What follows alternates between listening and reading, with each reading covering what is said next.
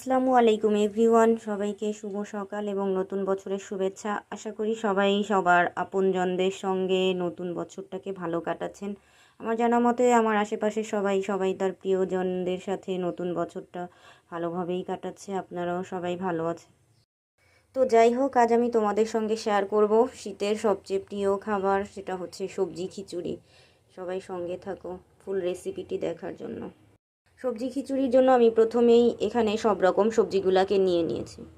আমি এখানে খিচুড়ির জন্য সব সবজিগুলাকে কেটে নিয়েছি। এখানে চাল ডালের মিশ্রণটা ধুয়ে নিয়েছি। এখন আমি এক এক করে সব সবজিগুলোকে মিক্সড করে দিব। সবজিগুলো দিয়ে দিচ্ছি।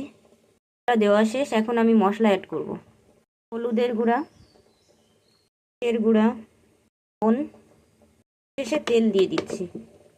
এখন আমি সবগুলোকে মিক্সড করে চুলায় বসিয়ে দিয়েছি। ফাইনালি তৈরি হয়ে গেল আমার সবজি খিচুড়ি। সবাই ভালো থাকবেন। আল্লাহ।